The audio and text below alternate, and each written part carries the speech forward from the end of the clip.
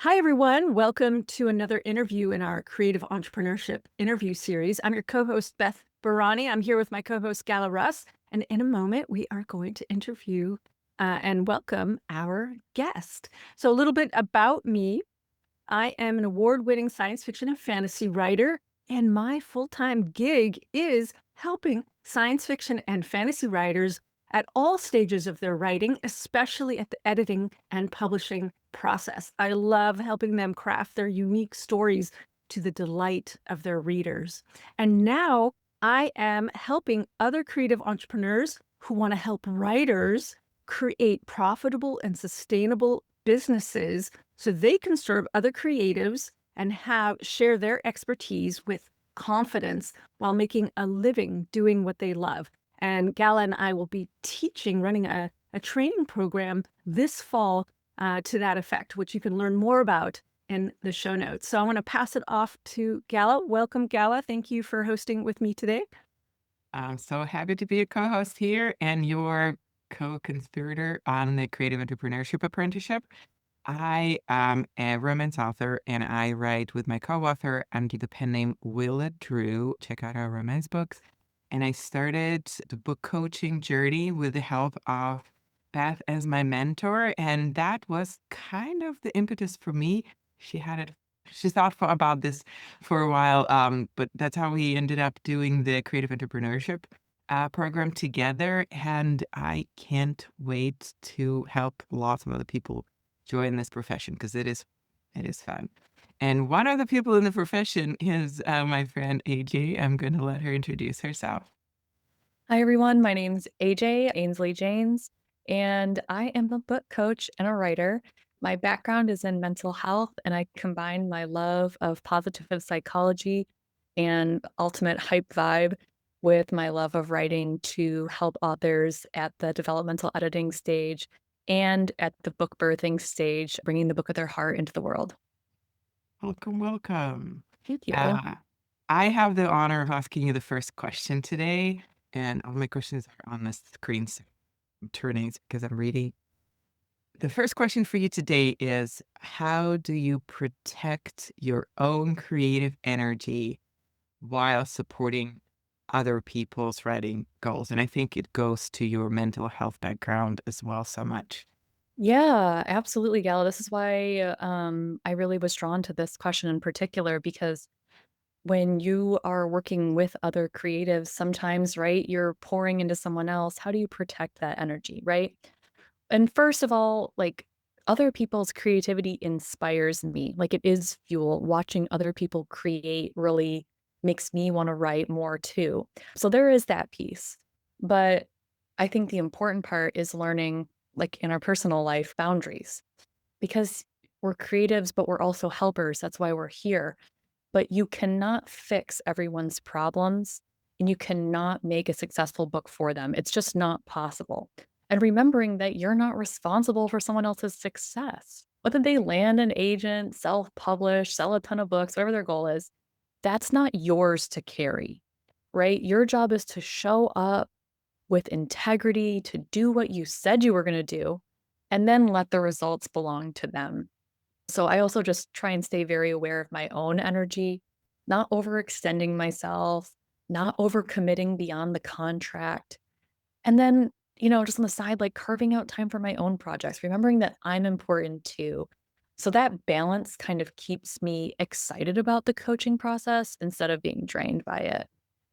I really love that. I notice in the helper profession, and you're saying you come from the mental health background, it's very easy to give it all away and Mhm. and be completely exhausted. And I mean, it is a struggle that I had in the early days of my business. I've been in business 19 years.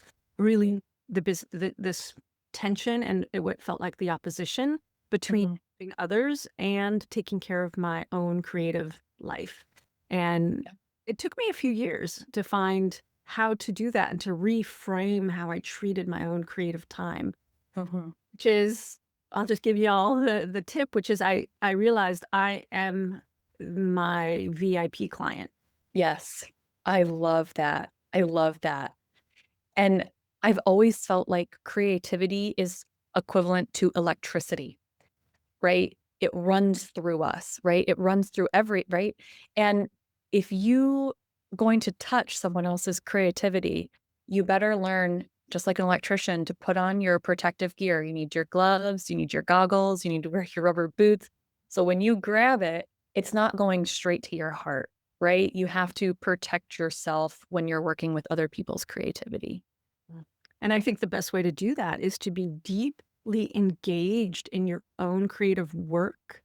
And for me as a book coach, that's what that allows me to show up with integrity for the clients and the students that I work with, because I know not as a book learner about writing, I know it from the inside out, and from the beautiful, school of hard knocks, which I got to come up with a better name because it's not all hard knocks, the school of life. Yeah. Yeah. Yeah. Wonderful. Wonderful. Gala, did you want to add anything to this before we go to our next question? No, I think this is still, I was talking about in one of the talks the other day, that this is still one of the skills that I have to master. I think in my general life and book coaching life, I tend to most definitely overextend and over deliver and over invest myself. And the only thing that I found, I think I was sharing that with you, Beth, is that I now switched my writing time to be first thing in the morning, because and then I do all the book coaching and admin stuff and all of that stuff, so that at least I keep that early morning, and I'm a morning person, I'm sorry. Yeah, I get that a little bit of the morning creativity to myself before I start investing it into other people, and we'll see how that goes. But that's my first attempt at this is a lesson I'm still learning. Let's put it that way. There's never an end to lessons. What's Never. into lessons? And also something you said, AJ, was about like contracts, like having a clear contract with your clients is the way we protect ourselves and be very clear. One of our other speakers was talking about client expectations, like being very, very clear with what we do for them and what we don't do. But it protects us as well, and helps us be a fabulous service provider. And I found that having contracts early on, I learned it within the first few months of my business. Someone at a business training handed us a beautiful contract. They're like, here, use this. And it's essentially a letter. It's like writing a letter. Dear awesome client, here's what you want. Here's what I will do for you. Here's what you will do also for the project. Right. What we won't do. And here's what we do in case things get a little bumpy. Here's how we handle conflict resolution. And it was Right. written by a lawyer, but it was written.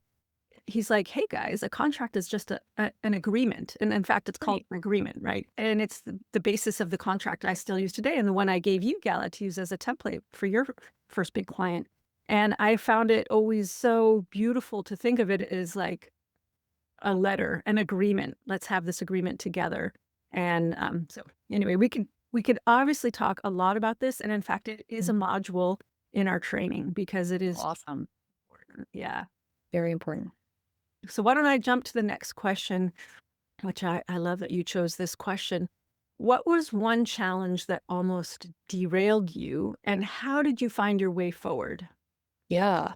I was really drawn to this question because I think a lot of times creatives are afraid of failure, writing the wrong thing, not getting published, falling on your face, when the most successful people see failure as a data point.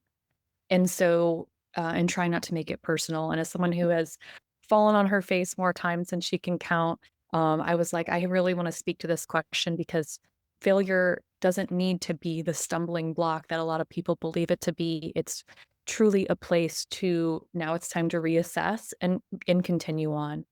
So specifically in the book coaching world, before I started a business, I was a mentor for the longest time, a free mentor. And I didn't believe I was deserving to be paid for this. I coached because I loved it, because I was good at it, and because I wanted so badly to be the mentor that I needed. Possibly because I'm an overachieving Virgo, ENFJ type with anxious attachments. I don't know, probably some of that too. Um, so I didn't necessarily felt like I was deserving or that this is something that should be paid. And what helped me move forward and out of that mindset was because I was burning out. Like, I almost stopped coaching, mentoring people, writers, because it was so draining to me, and I found myself dreading it, and I was like, "I don't wanna do it." And I realized it was because I wasn't receiving any kind of compensation for this, like, intensely emotional work, helping people bring their, because when we write, we're all, like, traumatized babies, right? We're bringing our emotional pain into the story, so helping people with that, helping them with craft, like, doing all these things, and I'm just like, I can't keep doing this. And so the thing that got me like back on the mentoring track was I read a book by Jen Sincero. I know us fiction authors like self-help. Oh my God. But I read a book by Jen Sincero called You Are a Badass at Making Money. And I realized two things. People actually want to pay for the transformation you can create. It doesn't make you greedy to ask. Okay. And two, I couldn't keep pouring endlessly for free without burning out. So once that switch flipped for me, I've been able to show up more powerfully for the people I want to help. And now I'm feeling energized about it. Ah, that's so great. I mean, it's about it's about give and take.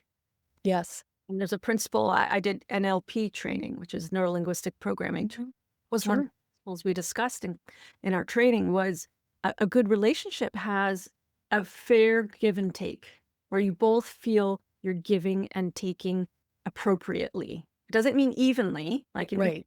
because a parent-child relationship is it's appropriate for the parent to give more to the child, right? Sure. But in peer relationships, which are most of the relationships we have in the rest of our lives, we need to have an appropriate give and take, which both people get to decide and have to Right. decide and agree.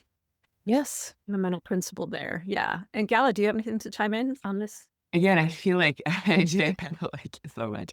This is another one that is still a struggle for me too. I do still, and this is like the over delivering and under charging part. I still feel like I somehow need to, I don't know, not charge as much. Or I always worry. Another friend and mentor of mine used to tell me to stop looking into people's wallets.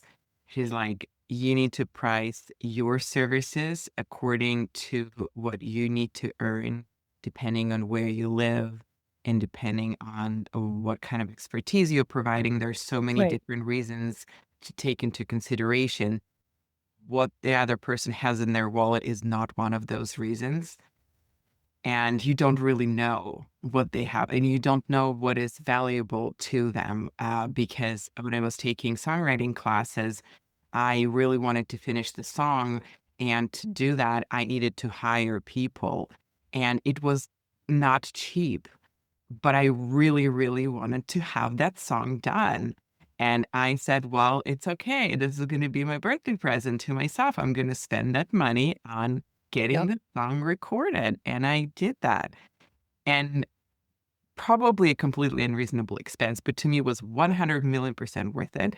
And that's what I have to remind myself. And I think that's kind of a thing that probably for people who are maybe starting in the business is also a learning experience.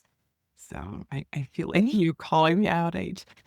Sorry, Gala, but it is. It's, I mean, at the heart of it, it's that little dirty word imposter syndrome, right? We feel like an imposter, or we feel guilty or dirty for wanting to earn money, but charging your services or pricing your services for the value that you add. How many people dream of writing a book? So many. I remember I was sitting in the pool with my best friend, and she was like, literally, I believe I have a story inside of me. And if you caught me on a day when I was like, I think I could write a book, and someone was, had a good enough offer, I'd probably pay for them to help me write that book, even though I've never put two sentences of a fiction story together in my life before. And I find that to be the case, right? You're helping someone step into their highest power. But if their energetic input into the system is zero, then they have literally nothing to lose. So you asking for money is also helping raise their energetic minimum towards what they're going to put into the project. Just love that so much. I'm a science nerd and I write sci-fi, obviously, and I was pre-med and anyway, science. I love science. But Mhm. what you're talking about also is like and life is the energetic principle of life. When you put energy into the system, meaning like the working relationship, they also have to put money into the system, because otherwise it will be it will be leaving you and depleting, going into some big black hole and just Right. escaping, like leaving the system completely, like a black hole absorbing everything. So it takes away, depletes, instead of being like this cycle, the cycle of nature where energy comes into the system and life grows. I don't know if that metaphor completely works, but No, no, it totally does, and it's a great visual too, like, imagining, right, if you have to pay, $0 for something, or if you have to pay $200 for something, or if you pay $1,000 for something, how much more invested are you? It's like buying a nice piece of furniture. You're like, "Kids, don't you dare set your foot on there with those chocolate fingers because that couch was really expensive." Then opposed to, "Oh, I don't care, it's just this old thing." And, like, of course, we're all at different stages of our life where we, sometimes need to spend lower cost money on things, but even then, that lower cost still becomes really important to us. Like, "Hey, I spent my hard-earned $100 on that."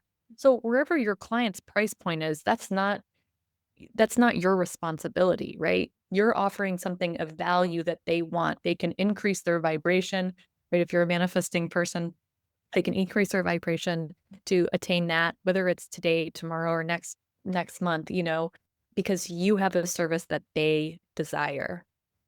yeah, that's wonderful. I'm totally off the questions, but I wonder with the human design what AJ's signature, whatever would be. Because have you ever done human design, AJ? No, no, I can't say that I have. Yeah. I'll have to do it after this call. It's Okay, we'll check it out. We're going to do that. Let's move to that last question. And the last question is, what's a belief about business you used to hold that no longer serves you? Surprise. This is still going to be about money. I really wanted to bring this to the conversation today. Of course, I always like to bring the mental health and the positivity and the hype, but I really want to hammer this home for folks who are sitting on the other side of this, having a dream that they want to help other people. And I promise you, friend, like eye to eye, I promise you, friend, if you do it for free, you will no longer want to do it. There's only yeah, of course, we offer discounts. Of course, we maybe do things for, like charity, goodwill, like maybe even if you wanna have a sliding scale for people based on their income, like, there are goodwill ways to do this, sure. But one belief that will keep you small forever is that people will not pay for your services or that you're not deserving of money. If it feels icky inside of you, we need to look inside of there, right? Because you opened an LLC, you've got a bank account with your name on it. You're dreaming about supporting your family and yourself through helping others. That is a noble cause, but you have to get the idea out of your head that people won't pay you because they will. Money is nothing more, as I said, than an energy exchange. And when they invest, they show up differently. They bring their A game, and guess what? You bring your A game too. If you're like, "Oh, shit." Sorry if this cursing out loud. "Oh, shit. They just paid me for this book thing. Oh my." Alright. I'm gonna be coach of the year. And so they pay, they raise their level, you receive the money, the exact right amount. You're receiving now you're both vibrating at a high frequency, okay? You both feel valued.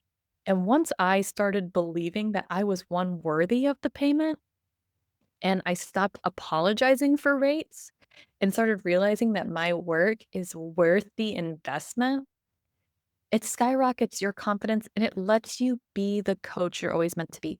Your services can be at any price point, but whatever they are, own it. I love that. I love that so much. And I know it's been a big growth process for me as well. I mean, I remember when I started out giving away a class for free that now I've been paid to teach overseas. And, the price went from 0 to $30 and then $60. And then I think when we were teaching it regularly, I was charging probably $300. And then Saudi Arabia called and like, hey, can you come teach it to us in this cultural center? And I'm like, sure. And then I got paid basically the equivalent of about $10,000 to Amazing. teach for a week, teach live. And I created the book and from the material. So I had to grow into it. It didn't, as I said, I started it out for free, but I also kind of knew that once you get into action, I'm like, I got to go from idea to action. The easiest way Right. to do it right now is free, but it does come with assignments and deadlines and prizes if you show up. Like I created accountability for everybody, myself Mhm. and also I knew like that was what I could do at the time. And I even had someone say to me, Beth, double your rates. And I sat Yeah. down at the lake in a beautiful environment. And I'm like, okay, if this one is 30, then that goes to 60. And I just practiced writing all the numbers, doubling all the numbers. Mhm. And I was like vibrating with like, oh my God, Yes. Yes. going into it and like, wow. And then as soon as I wrote all the new numbers, I was like, oh, I could do that. You know, Yes. that's just been a big journey this whole career of like raising my rates. And people saying to me, Beth, raise your rates. Well, here, I'll add to the pile. Folks, you are worthy, right? You have something of value to add to the conversation, right? Knowledge, experience, and just like our creativity, just like the novels that we also write, our unique voice. I mean, you're not going to be for everybody, right? In fact, your business model and your voice should repel people that are not your target audience. Like, again, my Discord server is called Hype Girl Besties.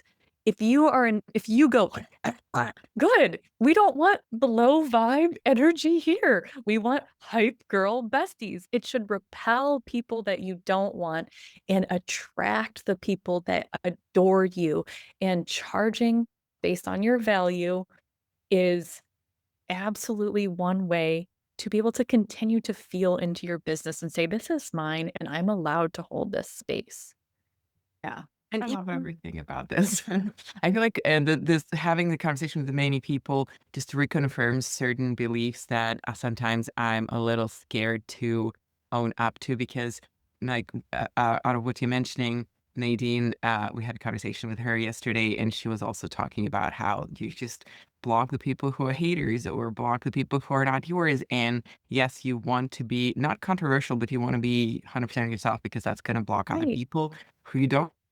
And then going back to the very first conversation with Nikki, where when you start out, you can have a free offer, but then that's like maybe to attract new reviews or to test if you're doing the service that you want to do. But then you start increasing the rates and pricing and higher, right? And then you're going to get to a point where you feel like, yeah, this is the right point. It's just everything.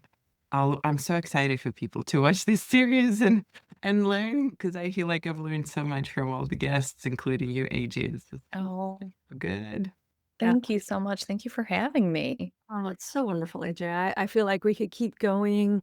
And I'm just gonna throw this out to you in the recording and we can decide if we wanna. But I feel like you have such a strong message that I really want to see your message amplified, like through a podcast or a series or a book or all of that, because there's something about what you're offering. It comes from a place of like authenticity. You went through this. You experienced what it was like to burn out or to giving it all away. And there's something about your approach that I find so wonderful. And Thank you. I want your message to be amplified and eventually not in this first iteration of our creative entrepreneurship training, but eventually we're going to bring in other teachers. So I'd love to have you come in and talk to our people both about the mental health issues and because what you're talking is this core belief about how we might carry around I am not worthy versus I am worthy, you know? Mhm. And there's more in there as well. And people might also be facing a feeling of why would anyone want to hear from me? I guess that's the imposter syndrome, right? And really this notion of valuing the unique voice that we each bring. Yes. 100%. I'm so glad that you narrowed in on those 3 things because that's, like, me in a nutshell. So, thank you, Beth. Thank you. That was a wonderful summation. So, yeah, and absolutely, let's do it. Yeah, let's do we're going to end our interview here for now, but I just want to thank you so much for taking the time today to talk with us. I really appreciate it, and I'm hoping our listeners are going to hopefully appreciate it as much as Gala and I do. So thank you so much. Thank Thank you so much. you. Appreciate you.